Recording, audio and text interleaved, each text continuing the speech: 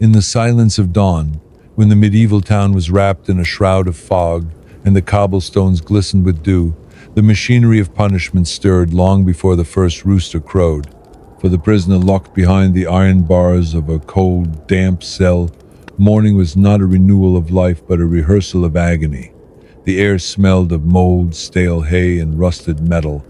Water dripped from the cracks in the stone ceiling, each drop echoing like the ticking of an invisible clock that counted down to something far more dreadful than the mere passage of time. The condemned man's eyes, sunken from sleepless nights, were not allowed to rest. Sleep came in fragments, interrupted by the scratching of rats, the howling of stray dogs outside, and the muffled clang of chains from nearby cells. The body lay broken not from wounds, but from expectation, the torturous waiting that was itself a weapon. The authorities knew that anticipation was as effective as the lash, and so the prisoner was left to imagine again and again what would be done to his flesh. As the faint light of morning crept in through a slit in the wall, the shadows seemed to grow teeth. The imagination did the rest. Would it be the wheel today, where bones cracked like firewood beneath the blows? Or perhaps the iron chair, glowing red from embers, a throne built only to turn skin into smoke? Rumors spread like contagion in the darkness of the cells. Stories of men flayed alive, of women whose screams lasted for hours before dwindling into silence, of heretics who whispered prayers until their tongues were burned to ash. The tormentors, however, knew the art of delay. The prisoner's mind was their canvas, painted with strokes of uncertainty. He was dragged from his bed of straw not at sunrise, but after hours of suspense, when his heartbeat had become erratic and his stomach churned with dread. The corridors through which he was pulled were not silent. Every wall carried scars from centuries of punishments, and the iron rings embedded in the stone whispered of countless wrists that had been shackled there. Out in the square, the world was already alive. Merchants spread their cloths, selling bread that tasted of ashes, fish that stank of yesterday's river, spices that masked the rot of preserved meat. Children darted through the alleys, chasing each other without understanding that today's entertainment was already being prepared. For the townsfolk, torture was not merely justice but spectacle, a theater of pain where fear was currency and cruelty was routine. The scaffold was being assembled by heavy hands, each plank nailed with echoes that reverberated across the square. Crows perched on the rooftops, drawn by instinct, as if they could already taste what was to come. The executioners, clad in leather aprons darkened by soot and blood, moved with the rhythm of men performing a craft. For them, torture was not a frenzy, but a measured ritual, each tool arranged in meticulous order. The pincers, the screws, the whips braided with iron studs, the devices that twisted joints until sinews tore like parchment. And yet, the most dreadful tool was not made of metal but of silence. Before any screams split the air, before fire met flesh, there was the pause, the stillness in which the imagination of the condemned became more vivid than any blow. The prisoner's heart thundered in his chest, as if trying to escape before his body was forced to follow. Some would say this was justice, others would whisper it was cruelty disguised as divine will, but in this place, in this age, there was no line between law and terror, between faith and fear. The church bells tolled again, their echoes colliding with the sound of carpenters finishing the frame. Each strike of the hammer seemed to drive not just nails into wood, but despair into bone. The prisoner knew his time had not yet arrived, and that was the cruelty. Today might not bring the breaking wheel, nor the iron maiden, nor the hanging cage suspended over the city gate. It might be tomorrow, or the day after, and so he was returned to his cell, not spared but stretched upon the rack of anticipation, his mind forced to relive deaths he had not yet died. In the corner of the dungeon, a torch flickered, the smoke curling upward like the breath of some unseen beast. The damp stones absorbed every whisper, every shuffle of chains, every low murmur from guards who spoke of their victims as though they were livestock. Beyond those walls, life carried on, indifferent, But here time slowed, thickened, and congealed, like blood left too long in the cold. This was only the beginning, and the cruelest truth was that the beginning itself was often worse than the end. For what man could endure the relentless theater of expectation, the shadow of torment looming just out of sight but never far enough to forget? The dawn had arrived, but it brought no light, only the long shadow of what was to come. The days that followed did not offer relief. If anything, they thickened the air with a scent of inevitability. The prisoner's body weakened not only from hunger, but from the slow erosion of sanity. His stomach gnawed at itself, and the meager bread he received carried more mold than nourishment. Water tasted of iron, as though it had seeped through the veins of the dungeon walls before reaching his lips. Every swallow became a reminder that even sustenance here was poisoned with decay. In the silence of his cell, sound became distorted. Dripping water sometimes echoed like footsteps, and faint voices carried through cracks in the stone, twisted by distance until they became unearthly murmurs. Was it the gods whispering, or the cries of souls long since dead? The boundary between real and imagined grew porous. Shadows writhed in corners, flickering in rhythm with the torchlight, and the prisoner could not decide if his fear painted them into shapes or if the darkness itself was alive. When the jailers arrived, their boots striking against the flagstones, there was no announcement, no explanation. The iron key rattled, the lock groaned, and the condemned was dragged into the corridor. Cold shackles kissed his wrists, and the bite of rust left red impressions that deepened into his skin. They led him past doors behind which other voices whimpered, groaned, or fell silent at the sound of chains moving. Every echo was a testimony that he was not alone, though that knowledge brought no comfort. At the far end of the corridor stood a heavy oak door, studded with iron bolts and hinges blackened by fire. Beyond it lay the chamber where pain was converted into spectacle, a room that seemed to throb with memory. The air grew hotter with every step closer, carrying the acrid tang of charred wood and something less definable, something coppery that clung to the nose.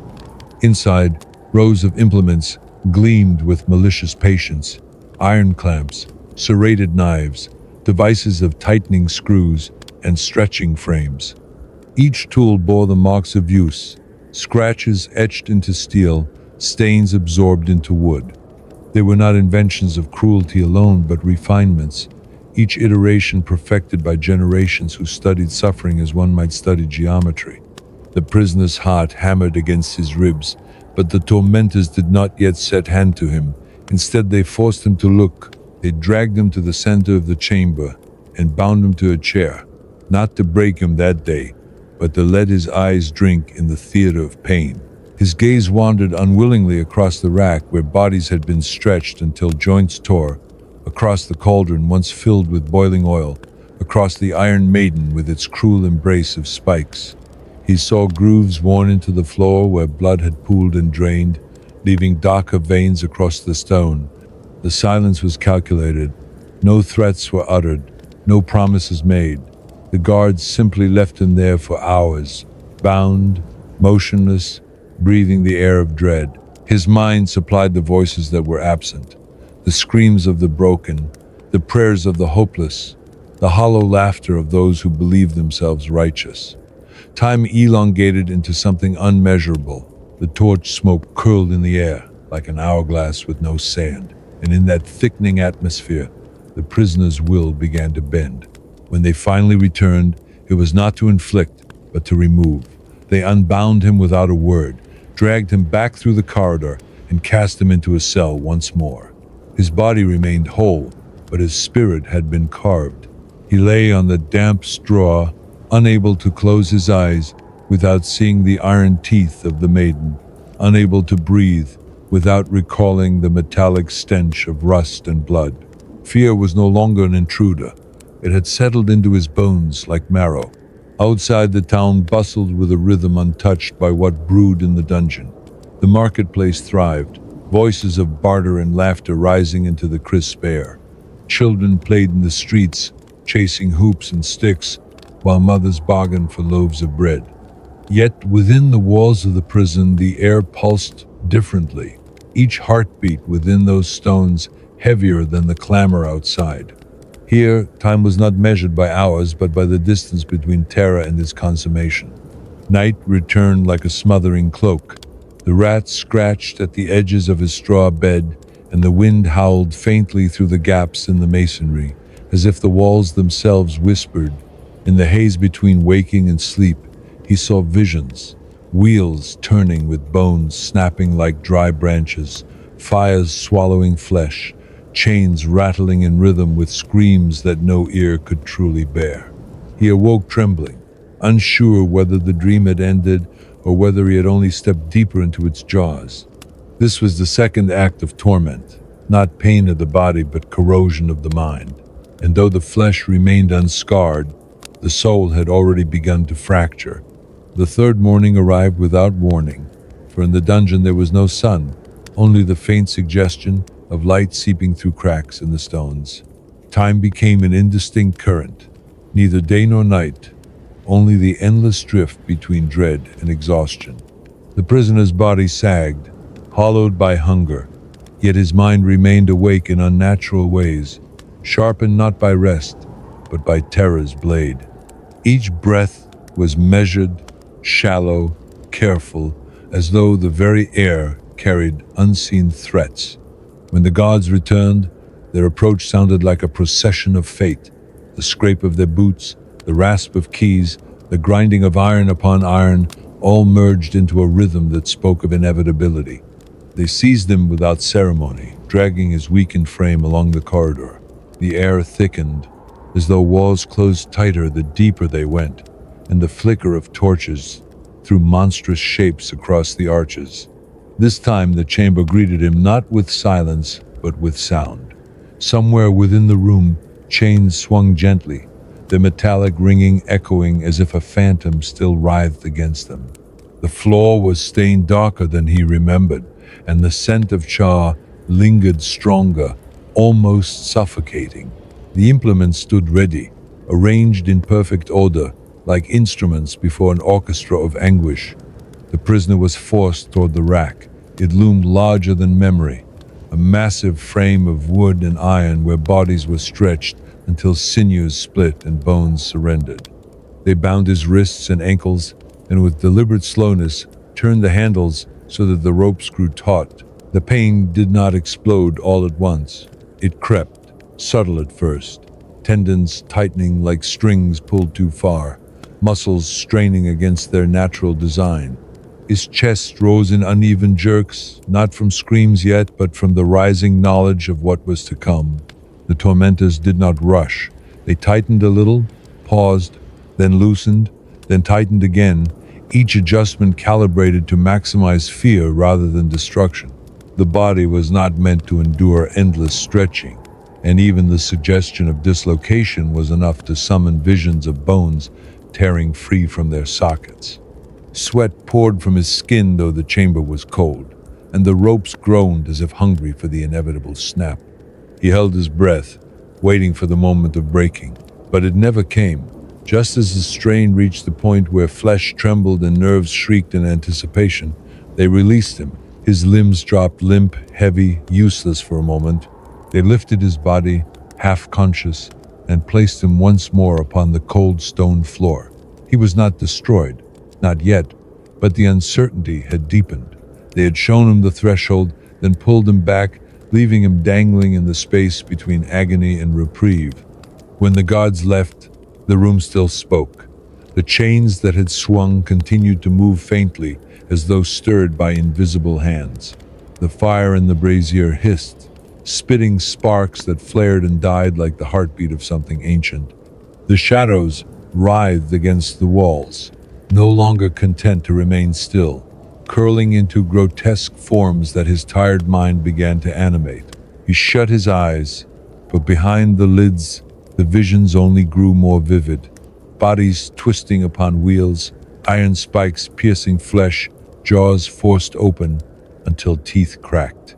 Dragged back to his cell, he collapsed on the straw, trembling not from cold but from the phantoms that now haunted his senses. Every creak of wood, every shuffle of rats became an echo of torment. He tried to steady his breathing, yet with each exhale he imagined smoke, as if his very body had already touched fire. He whispered no prayers. Words seemed empty in a place where silence was the true God. Outside, unseen but ever present, the town prepared for festivals, markets, sermons. Bells tolled in the distance, their melody twisting into mockery in his ears. For them, life was a cycle of bread and toil, but for him, it had become a descent, measured not in hours, but in thresholds of suffering. In the stillness of night, the hallucinations grew stronger. The walls shimmered faintly as though alive, and the torches flickered with faces that sneered or wept. He felt the phantom pull of the rack upon his limbs long after the ropes had been untied, as though invisible hands still tugged at him from the shadows. Sleep offered no escape. Dreams spilled into waking, a seamless tapestry of fear. He did not know whether he had closed his eyes at all, or whether he had simply slipped deeper into the endless labyrinth of dread. By now the tormentors had not needed to break his bones or scorch his skin. They had cultivated something more insidious, the erosion of certainty. He did not know when they would return, what they would choose, how much his body would endure. The fear itself became the torture, an unseen predator circling closer with each passing moment. And yet, somewhere in the recess of his hollowed mind, a thought flickered. Perhaps the end would never come. Perhaps this was eternity, not death, not life, but the unending cycle of waiting, imagining, recoiling, and being returned to begin again.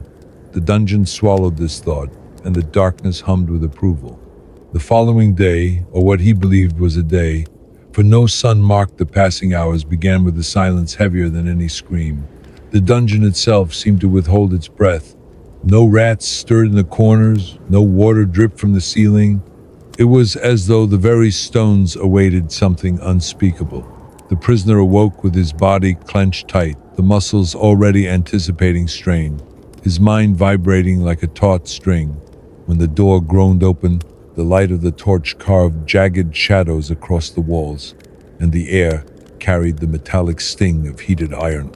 Two guards entered, their faces hidden beneath hoods, and with mechanical efficiency they dragged him forward. Their hands did not tremble. This was routine, as familiar as lifting bread or sharpening blades. For them, cruelty was not emotion, it was profession. This time the chamber was alive with preparation. Coals glowed in a brazier, hissing faintly as iron rods rested within their fiery mouths. Wooden tables bore neatly arranged instruments, hooks that curled like talons, clamps shaped to crush fingers, and buckets whose contents sloshed thickly when disturbed. The smell that rose from them was foul, a mingling of vinegar, pitch, and something metallic that suggested blood. The condemned was strapped into a chair, his arms bound so tightly that circulation slowed, leaving his fingers pale and numb. Before him, one of the tormentors withdrew an iron rod from the fire. It glowed a furious orange, and the heat radiated across the room, making his skin prickle before it even touched him. He braced for searing pain, for the rod to press into his flesh, but instead the executioner held it inches from his face. The heat was unbearable, his eyes watering, his breath catching. The skin of his cheeks reddened, as though the fire had already claimed him. Yet the rod never kissed his body. It hovered there, a phantom promise of agony, before being returned to the coals. This ritual repeated again and again. Each time the iron came closer, each time the air sizzled against his skin, but the final act never arrived. His mind, strung tighter with every pass, began to invent sensations, the sting of burns that were never inflicted, the bubbling of flesh that remained intact. He convulsed as though branded, though his body bore no scars.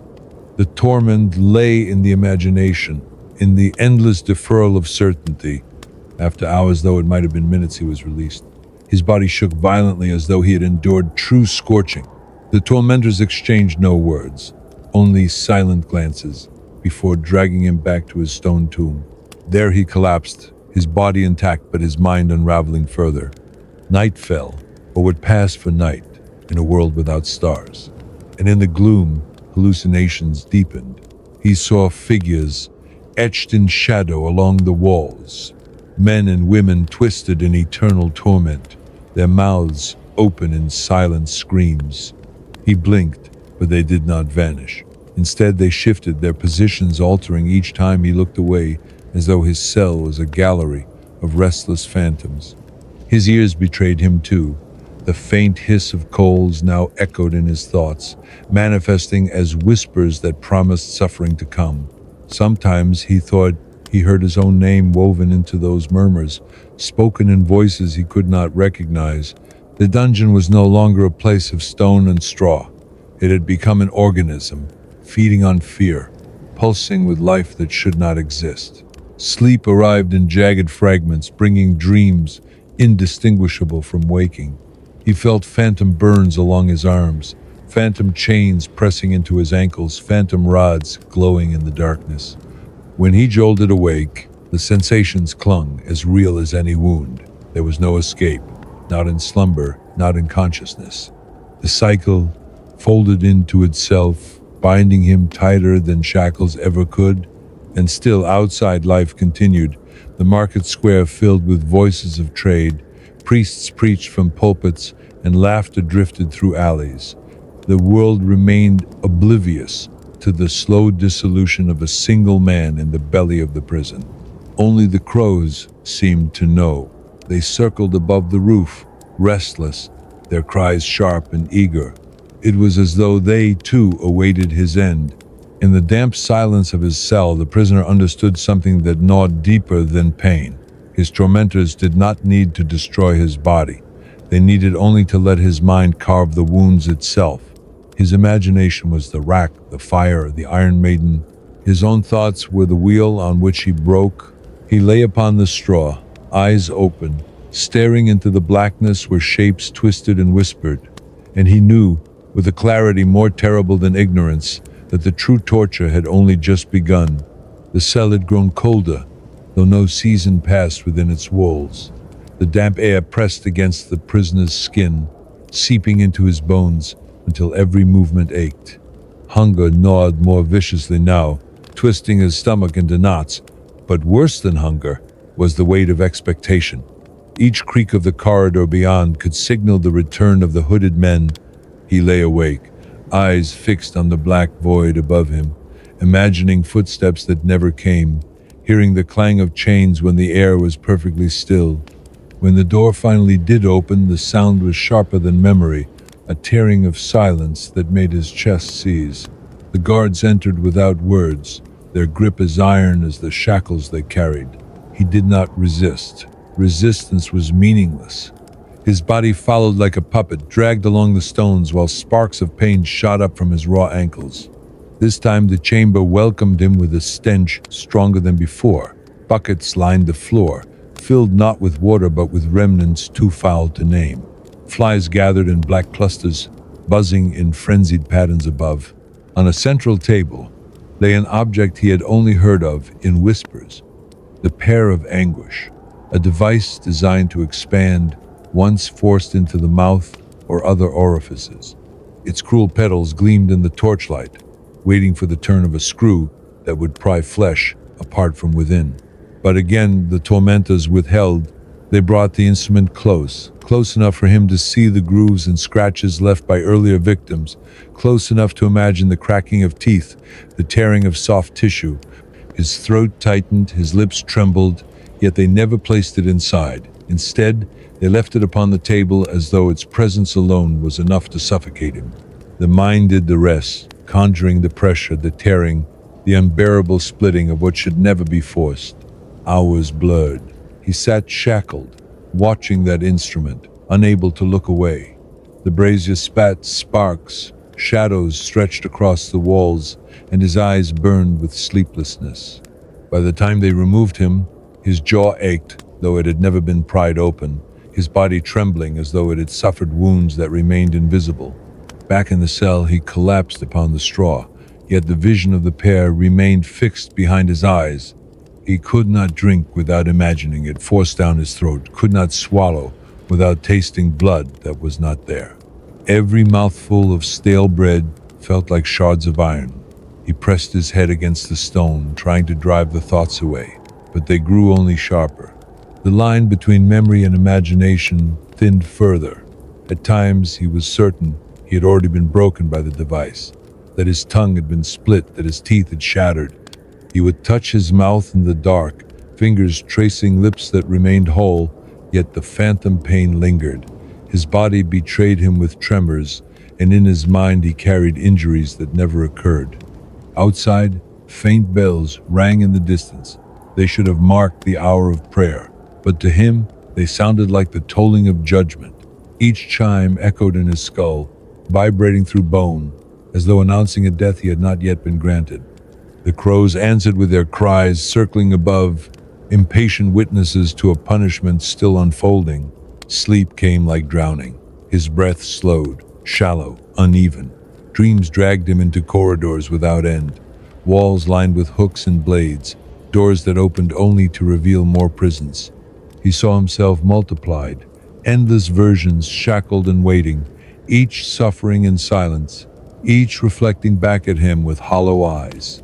He awoke with a start, his chest burning, convinced he had screamed, though no sound escaped. By now the torture was complete without ever beginning. His body bore no wounds, yet his spirit was a tapestry of agony woven by anticipation. And in the hollow silence of the dungeon, he realized a truth darker than any device. There was no need to tear flesh when the mind itself could be devoured. The dungeon breathed like a living creature, its stones slick with sweat that dripped in cold rivulets down the walls. The prisoner lay curled on the straw, his ribs jutting like the frame of a shipwreck, his skin paled from the absence of Sunday. Hunger had hollowed his face into sharp angles, but it was fear that carved the deepest lines. He no longer marked the days. He counted only the silences between visits, and each silence felt shorter than the last. When the guards arrived, their entry was a storm against stillness. The doors shuddered open, torches flaring, shadows jerking awake. He was seized and pulled through the corridor, feet dragging across the stone until they bled anew. The chamber awaited him with its familiar theater, but something was different. The air was heavier, dense with smoke that stung his lungs. At the center stood the wheel. Its wooden spokes reached outward, like the bones of a giant iron bindings gleaming where wrists and ankles would be locked. Around it lay hammers, each one designed to break rather than strike. The wheel was not simply a device, it was a proclamation.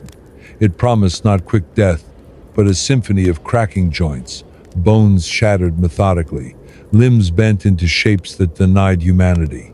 They strapped him to it, stretching his arms along the spokes, ankles fastened until he could not move. The guards did not raise the hammers, not yet. Instead, they tightened the bindings, pulling just enough to contort his body into discomfort. He felt his shoulders strain, his hips grind in their sockets. The wheel creaked with every shallow breath, its groans merging with his own. But again, they withheld the final blow. The executioners circled him like vultures, their silence heavier than any roar. One lifted a hammer, paused above his shin, then lowered it without striking. Another ran a gloved hand along the wood, producing a scraping sound that filled the chamber like a blade being sharpened. He trembled, waiting for the explosion of pain that never came. Hours passed, or perhaps minutes, stretched into eternity. The bindings cut into his wrists until blood trickled down his arms. His legs throbbed from immobility, cramping so violently that he thought the bones themselves might splinter. Sweat pooled beneath him, dripping along the wood, making the surface slick. And still, no hammer fell. His body screamed with anticipation more vicious than impact. At last they loosened him, dragging his limp frame from the wheel. His arms dangled uselessly at his sides, his joints aching as though they had already been broken. He collapsed onto the stone, unable to stand, his mind reeling from the ordeal of expectation. Back in the cell, time dissolved again. He lay in the dark, phantom echoes of cracking bones rattling through his skull. Every twitch of his muscles felt like a fracture. He pressed his arms to his chest, convinced they were already shattered. Even the straw beneath him seemed sharp, stabbing his skin like splinters. The hallucinations deepened with hunger and fatigue. He saw the wheel spinning in the darkness, faster and faster, until it became a circle of fire. Within it, faces emerged, some pleading, some laughing, some screaming with jaws unhinged. The vision hovered at the edge of his mind even when his eyes were open, turning the cell into a carousel of horror. Outside, the town celebrated a feast. He heard faint songs drifting through the cracks, carried by the wind, hymns sung in praise of saints, the laughter of drunkards spilling from taverns. The contrast gnawed at him, for while the world rejoiced, he withered in anticipation of a blow that might never come. And it was this uncertainty that became the cruelest torture, not knowing if tomorrow would bring the wheel again, or the pear, or the fire, not knowing if he would live another day intact or be reduced to fragments upon the wood. The mind craved resolution, but here resolution was denied. His torment was an endless question with no answer, an unfinished chord that echoed forever. In the thick silence of his cell, he realized that death might not be the end he should fear. It was the waiting, the unraveling, the endless circling of the wheel in his imagination. Death promised finality. This promised only more beginnings. The sail grew tighter with every passing hour, though its stones had not moved. It was his mind that shrank the space, pressing the walls closer until the air itself felt scarce. His chest rose in quick, shallow bursts, and every breath carried the weight of ash. The straw beneath him had grown damp with sweat and filth, yet even in exhaustion, he dared not sleep deeply. Sleep meant surrender, and surrender meant opening the door to nightmares more vivid than any waking horror. When the door finally opened again, the sound split him like a blade. He rose not by choice but by force, dragged into the corridor where the torches sputtered against the draft. The gods said nothing, but their silence had become louder than words. Each step they took reverberated like drums, and the prisoner felt as though he were being marched not to punishment but to ritual. This time, the chamber was darker, its corners swallowed in shadow. Only a single torch burned, and beneath its light stood a new device, the iron cage. Shaped like a human form, it hung from a chain bolted to the ceiling. Its bars were narrow, cruelly contoured, designed to hold the body in place, while birds and weather did what executioners could not. Rust streaked its surface like dried blood, and the faint odor of decay clung to the metal. They did not place him inside. Instead, they hung the cage before him and left him to stare. It swayed gently, groaning as though burdened by ghosts. Through its gaps he imagined bones rattling, skin peeling under the sun, eyes plucked clean by ravens. He felt wind that wasn't there, scorching sunlight that never reached the dungeon. The vision unfolded in his mind with such clarity that he shivered, though the air around him was still cold. Hours passed in that chamber. The torch guttered low, casting the cage in flickering silhouettes across the stone walls. The shadows twisted, forming shapes of skeletal figures clawing their way toward him. His head throbbed from the weight of phantom cries, the rustle of feathers, the flapping of wings he could almost hear. He thought he smelled carrion, though only smoke lingered. By the time the guards returned, his body sagged as though already decomposing. Dragged back once more, he collapsed into his cell, but the cage followed him. In the silence of the dungeon, he saw its shape every time he blinked, felt the bite of iron pressing into his ribs, imagined the endless patience of crows waiting above. Even when his eyes adjusted to darkness, he saw its outline hanging in the black. That night, the hallucinations sharpened. The scratching of rats transformed into the pecking of beaks. The trickle of water down the wall became the sound of flesh tearing.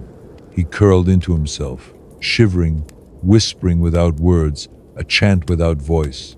The cell was no longer a room. It had become the inside of the cage, the bars closing around him, tighter and tighter.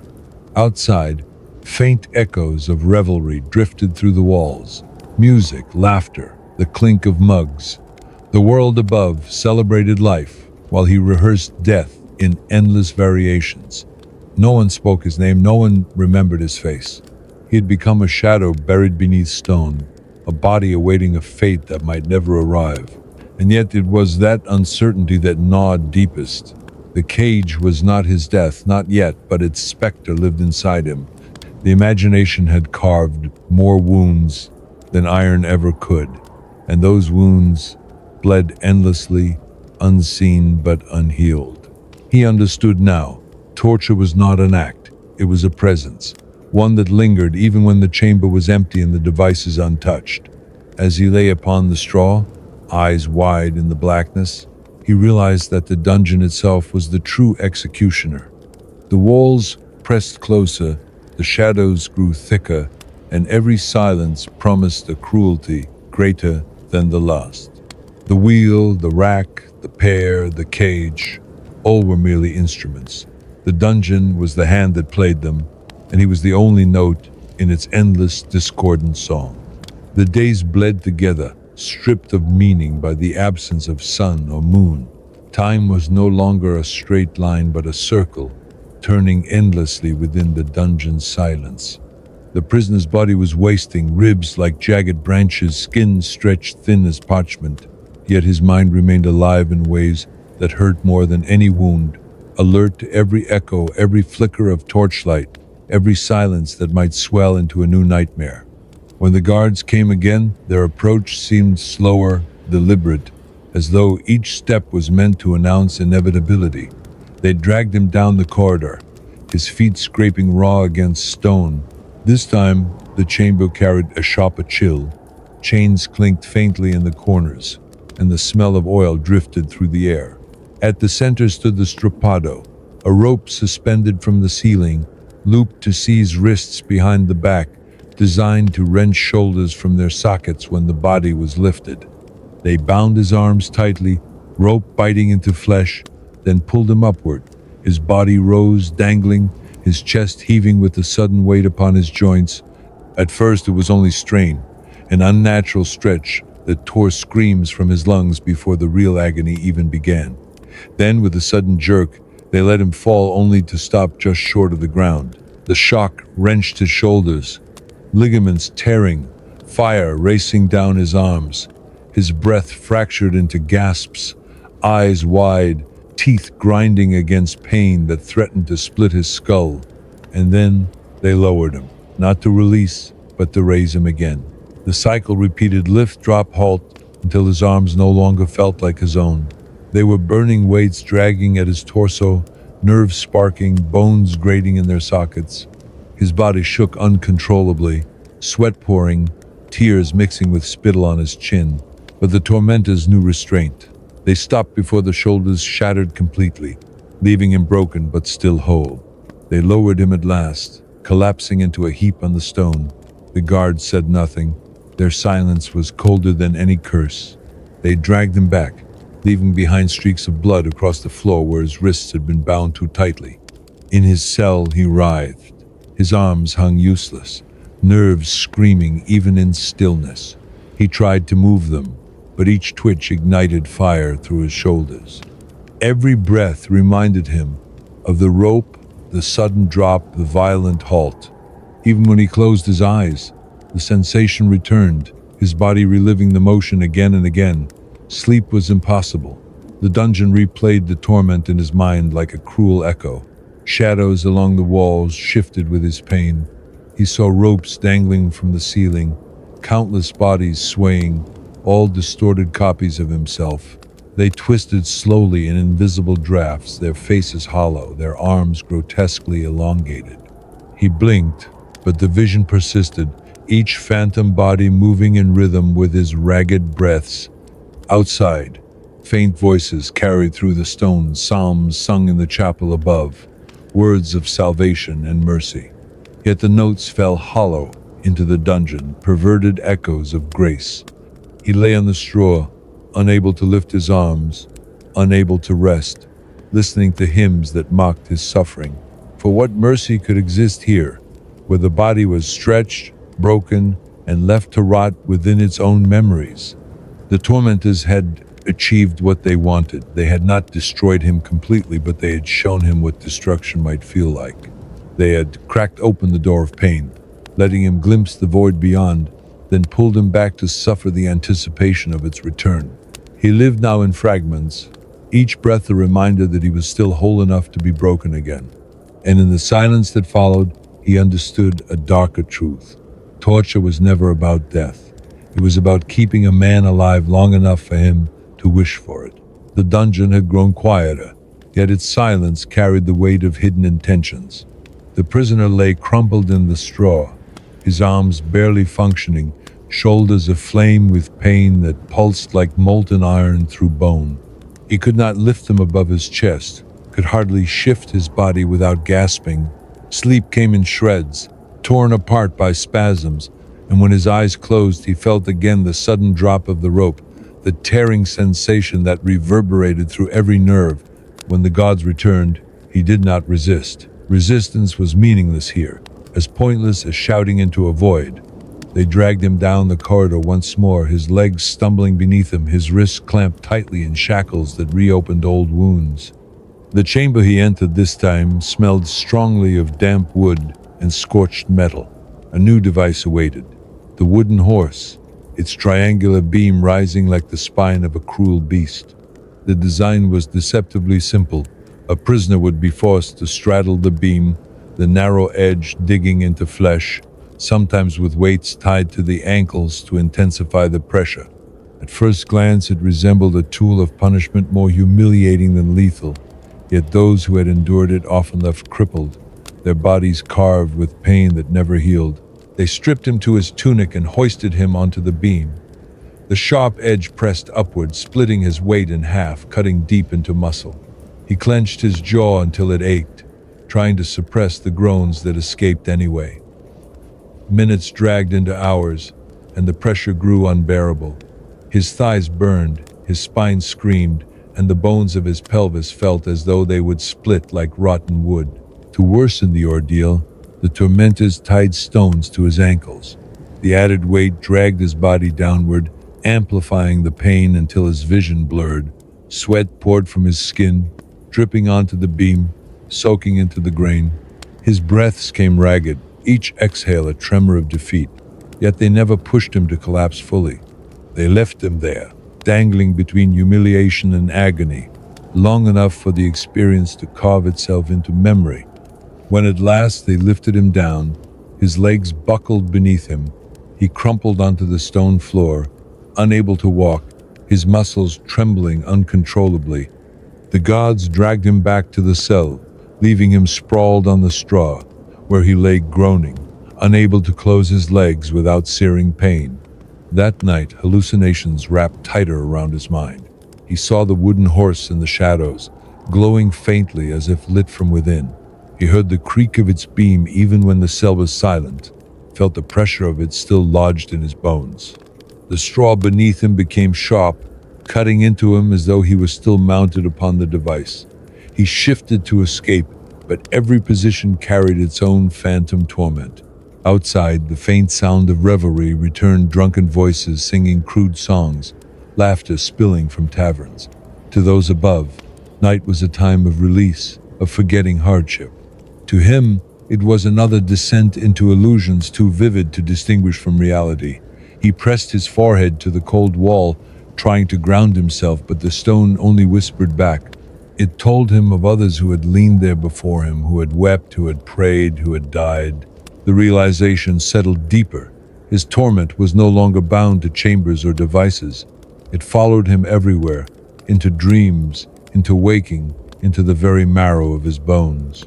Even in stillness, he was not safe. Even in silence, he was not alone.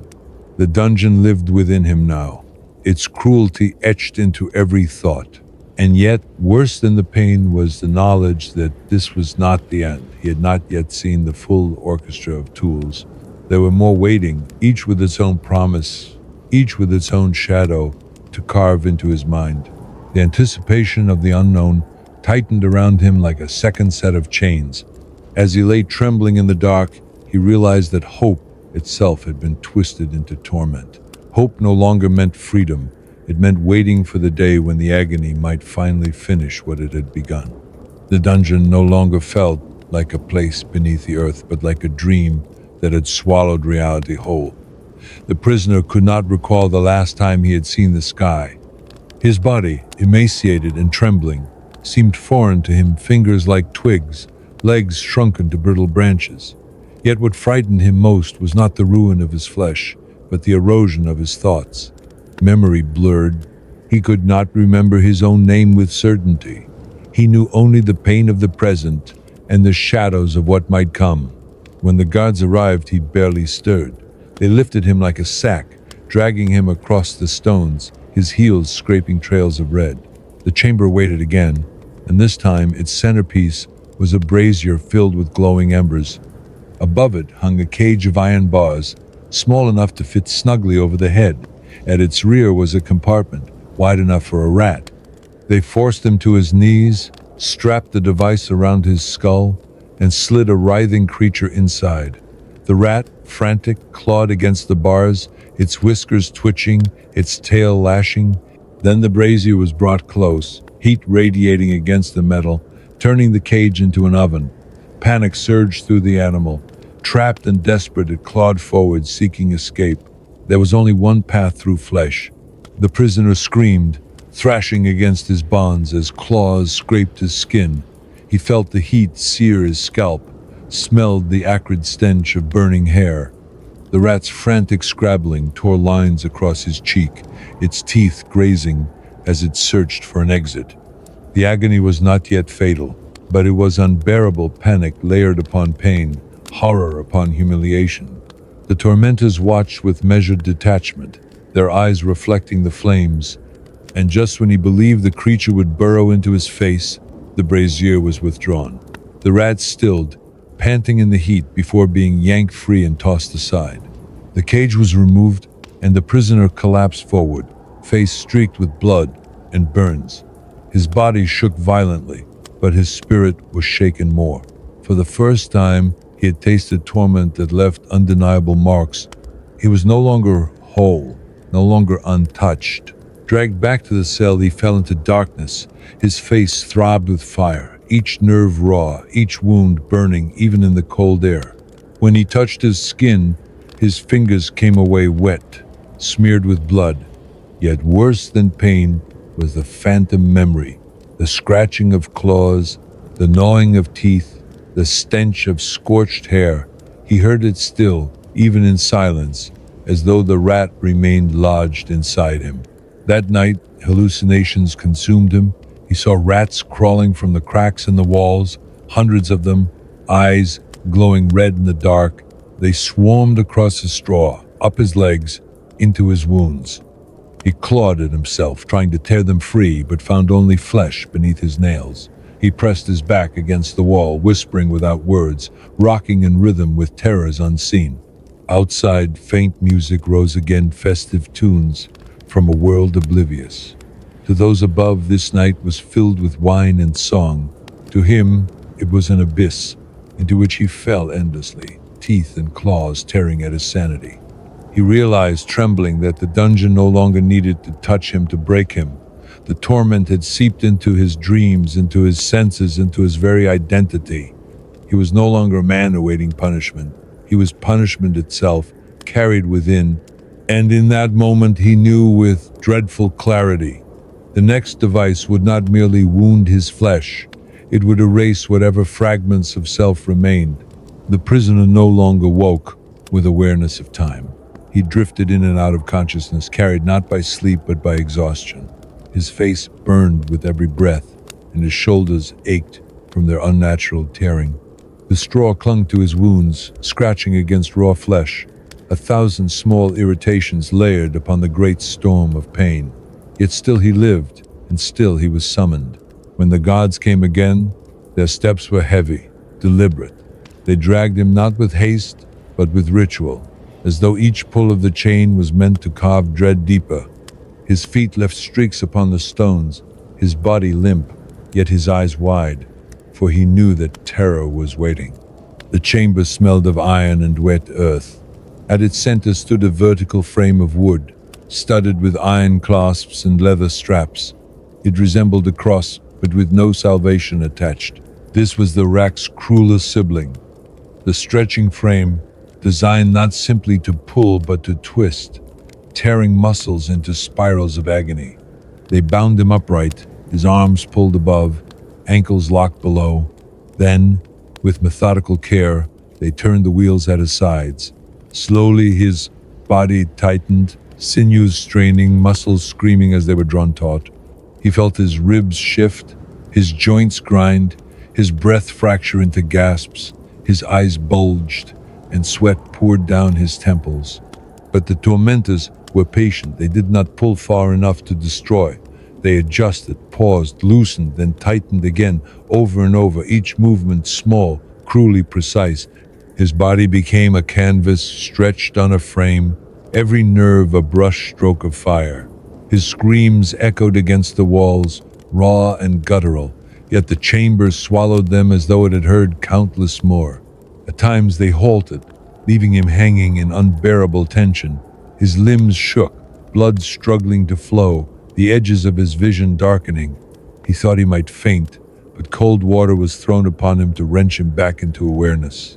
Consciousness was demanded here, for unconscious flesh could not savor the torment fully. After what seemed an eternity, they released him. His body slumped, arms useless, legs trembling, head lolling forward as though no longer attached. He could not rise. He was carried, dragged once more to his cell, left like a broken puppet upon the straw. In the darkness, the aftershocks began. His muscles spasmed uncontrollably, twitching as though invisible hands still pulled the ropes. Each attempt to move brought fresh fire, nerves protesting, even the smallest gesture. He lay there trembling, teeth chattering not from cold but from the echoes of strain that lingered within. The hallucinations were sharper now. The cell's walls seemed to bend, as though pulled outward by invisible ropes. The ceiling stretched away, the floor sank beneath him. He felt as if he were still bound to the frame, his body forever elongating, his mind unraveling in rhythm with the stretch. He closed his eyes, but the sensation persisted. Even in stillness, he was being torn apart. From above, faint hymns seeped into the stone, voices chanting prayers for mercy, salvation, eternity. To him they were mockery, words spoken by lips that had never touched chains. He listened, teeth clenched, as the hymns merged with the groans of his muscles, forming a twisted chorus.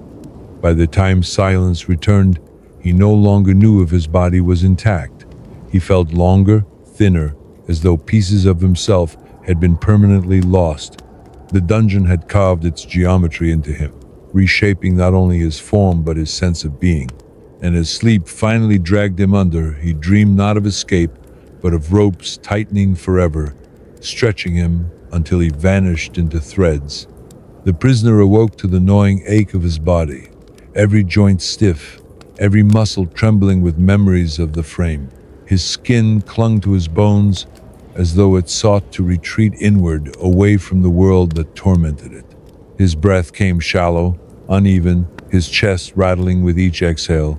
Even before the door opened, he knew the guards would come. They always came.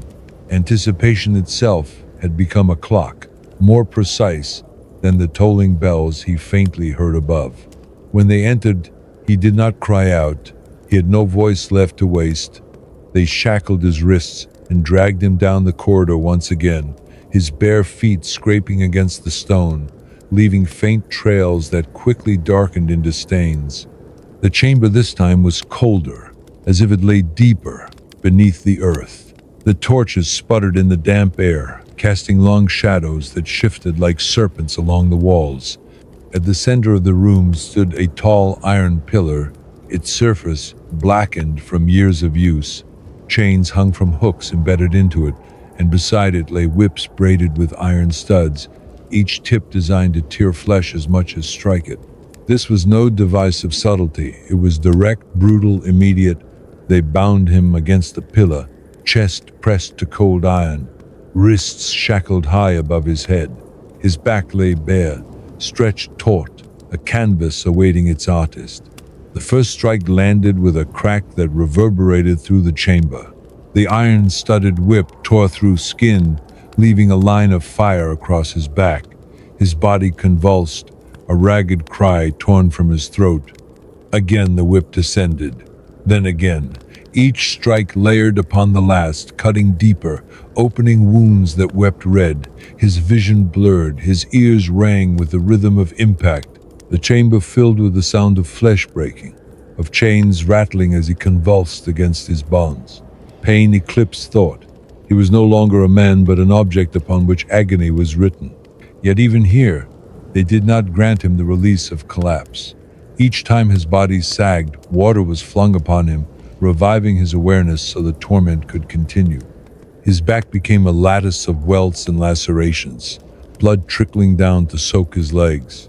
He bit his lip until it bled, desperate to keep some fragment of himself unbroken, yet the pillar absorbed everything, his voice, his breath, his will.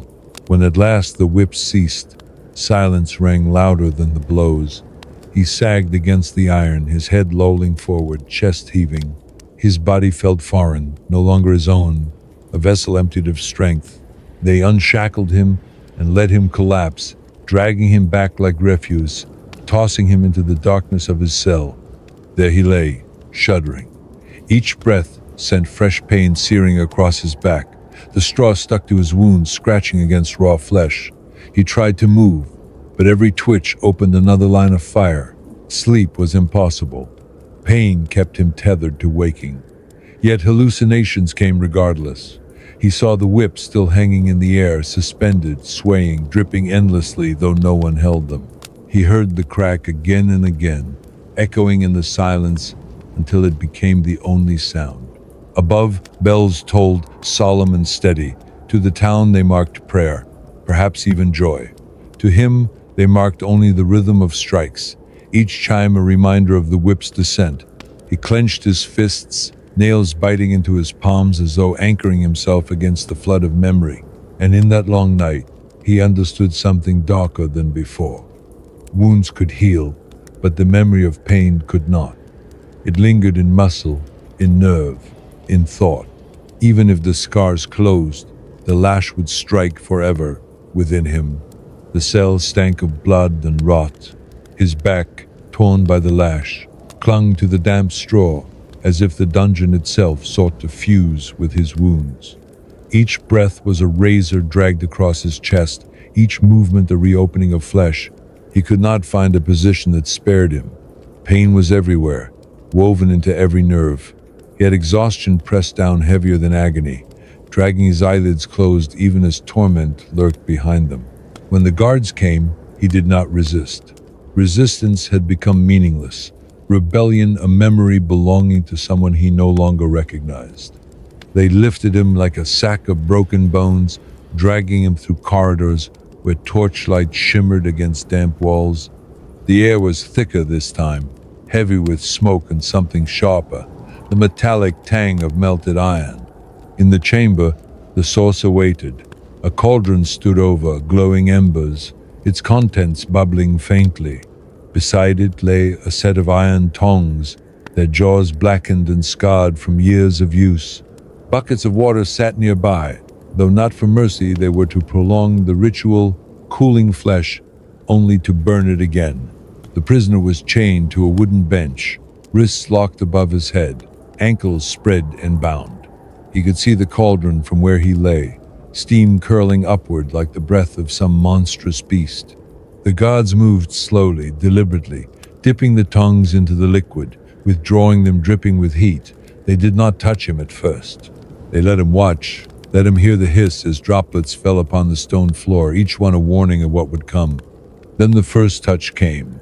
A single drop fell upon his chest, searing a blister into his skin. He convulsed, a scream tearing from his throat. Another drop followed, then another, until his chest was a constellation of burns. The tormentors never poured, they let the cauldron bleed upon him, drop by agonizing drop, each sear precise, each wound small but devastating. At intervals they cooled his skin with water, shocking him back into clarity, so he could feel every new assault with unbroken awareness. His body writhed, chains clanging against the bench, but the bindings held firm. The smell of scorched flesh filled the chamber, mingling with smoke until it was thick enough to taste. His cries dissolved into hoarse gasps, his throat raw, his body trembling uncontrollably. When at last they stopped, he sagged against the wood, his chest and arms blistered, patches of skin raw and oozing. The gods loosened the bonds and dragged him away, his body trailing steam into the corridor. He left streaks of blood and water behind, evidence of suffering that the dungeon had long ago learned to absorb. In his cell, the burns throbbed with a rhythm of their own, pulses of fire that would not relent. He pressed his face into the stone, desperate for coolness, but the walls gave no relief. The pain was constant, merciless, an unending tide that washed over him again and again.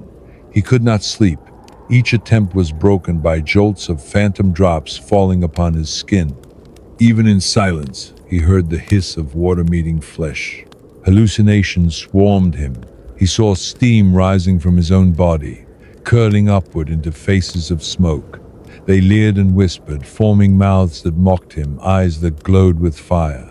He tried to brush them away, but his hands touched only air.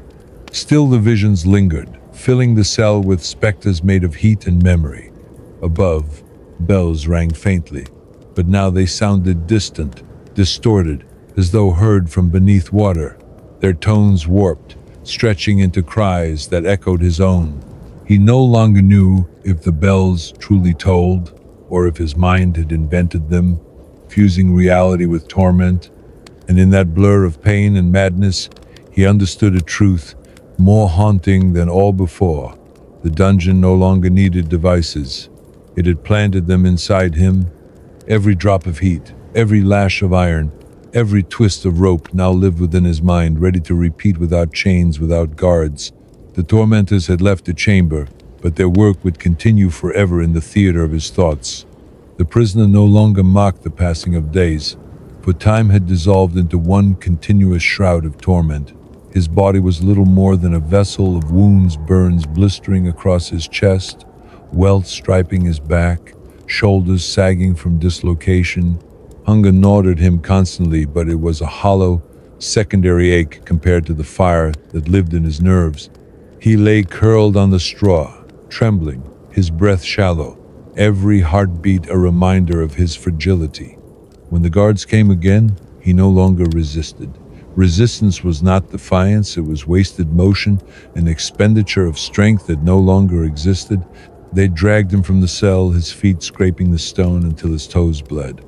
The corridor seemed longer this time, its torches dim, as if the dungeon itself had grown tired of the endless ritual. In the chamber, a new device awaited, the chair of nails. Constructed of iron, its surface was studded with countless sharp points on the seat, the back, the armrests, even the footrest. The spikes were not long enough to pierce deeply, but their multitude guaranteed agony. Once a body was bound upon it, every shift, every breath, every twitch drove them deeper. They placed him down slowly, deliberately. The spikes punctured his skin in dozens of places at once, biting into thighs, back, arms. He gasped sharply, body jerking, but the chains held him steady. As minutes passed, the pain grew more insidious. The spikes did not kill quickly. They drained life drop by drop, bleeding him in silence. The tormentors watched as he writhed, each movement only worsening the torment. Blood welled along his skin, soaking into his tunic, dripping onto the floor in a slow rhythm. He tried to hold still, but even breathing pressed him further against the iron teeth. His body shook uncontrollably, forcing movement he could not restrain. Every tremor was answered by another chorus of punctures, another wave of agony. Hours bled into a blur, the chamber filled with the metallic stench of blood and the faint hiss of his breath. The tormentors spoke no words, for none were needed. The chair itself whispered louder than voices, its countless teeth writing pain into every inch of his body. When at last they lifted him away, he sagged in their grip, bleeding from dozens of shallow wounds. The spikes had left a map across his flesh, red points etched into his skin like a constellation of suffering. He was dragged once more to his cell, leaving droplets behind, a trail that disappeared into darkness. On the straw, his body pulsed with agony from every angle. He could not lie on his back nor on his side. Each position reopened fresh pain. Even stillness was unbearable, for the memory of the spikes lingered, phantom points pressing against him, though he no longer sat upon the chair. Hallucinations returned quickly. He saw spikes rising from the floor, from the walls, from the ceiling itself. The cell became a cage of iron teeth, closing in. He could not move without imagining himself impaled. Even his breath grew shallow, fearful of stirring the invisible barbs that seemed to surround him. Above, faint bells rang again, but now they sounded jagged, discordant.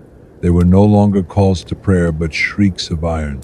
Each toll resonated with his wounds, vibrating through flesh, as though the world itself struck him with unseen whips. And in that long, endless night, he realized the cruelty had transcended flesh. The spikes had pierced deeper than skin. They had pierced his will. He was no longer merely a prisoner within the dungeon. He was a prisoner within himself, bound to a body that betrayed him, chained to a mind that replayed every moment of torment with merciless clarity. The cell had become a tomb where the living were buried in fragments. The prisoner lay broken upon the straw, his skin riddled with punctures, his back flayed, his chest blistered, his arms hanging uselessly from mangled shoulders. Each breath was shallow, rattling, a reluctant agreement between body and spirit to continue for one more moment. Yet even as his flesh decayed, his mind remained shackled, trapped in an endless cycle of expectation. When the guards came again, he felt no surprise. The scraping of the key, the groan of the door, the clink of chains, these sounds were as inevitable as his heartbeat. He did not resist when they dragged him into the corridor. Resistance belonged to men who still believed in endings. He had long since lost that illusion. In the chamber, a coffin-shaped device awaited, the Iron Maiden. Its doors stood open like the jaws of a predator, lined with spikes that gleamed faintly in the torchlight. The spikes were long enough to pierce but angled so they would rarely kill outright. Instead, they ensured a prisoner bled slowly, each movement driving the points deeper. They led him forward, his feet dragging, his eyes fixed on the cruel embrace. The maiden loomed larger with every step, its silence more terrifying than screams. His body trembled, though he no longer had the strength to fight. He was placed within, his frame pressed against cold iron, the tips of the spikes grazing his skin. For a moment, the world paused. Then the doors creaked closed. The spikes bit in shallowly at first, puncturing flesh with dozens of kisses. Blood trickled down his sides, warmth mingling with the chill of iron. Each breath pushed him deeper against the points, each shudder another invitation to bleed. The darkness inside was suffocating, broken only by the muffled groans that escaped his throat. But the tormentors did not leave him long. They opened the maiden again, dragging him out before the device could claim him fully. It had not been meant to kill, only to remind. His body now carried new wounds, but worse than the cuts was the memory of being swallowed by iron, the certainty that the maiden still waited, patient, for his return. They tossed him back into his cell, where he collapsed upon the straw. Blood seeped from dozens of tiny wounds, soaking the bedding, filling the air with the metallic tang of rust. His chest heaved, his eyes unfocused, but his mind would not rest. In the darkness, he still felt the spikes pressing into him, still heard the creak of doors closing, still smelled the stale breath of the iron tomb. Hallucinations consumed him fully now. The walls of his cell closed like doors, lined with unseen points. The ceiling bent downward, the floor rose upward, and he was trapped once more within a maiden made not of metal but of memory. Every blink replayed the moment of closing. Every heartbeat echoed with the creak of hinges. He could not escape. The device lived inside him. Above, faint bells tolled, but their sound had transformed into the slow, grinding shriek of iron. He no longer knew if the world beyond the dungeon still existed, if the marketplace still bustled, if children still played, if songs still rose into the night. His reality had narrowed to chains, spikes, fire, and silence. And yet, within that silence, a revelation took shape. Torture was not the breaking of bone, nor the searing of flesh, nor even the spilling of blood. Torture was the endless anticipation, the denial of death, the preservation of suffering as an unending state. He was no longer a man awaiting punishment. He had become the embodiment of punishment itself. As his eyes closed at last, he did not know if he drifted into sleep, unconsciousness, or death. It did not matter. The dungeon would follow. The spikes, the flames, the ropes, they were eternal now, carved into his very being. Even should the world above crumble, even should the stones of the dungeon fall, his torment would endure, echoing forever in the shadows that bore witness. The dawn would come again, but it would bring no light. Only the endless cycle, the return of the door, the clink of chains, the next device waiting in silence. The dungeon was not a place. It was eternity.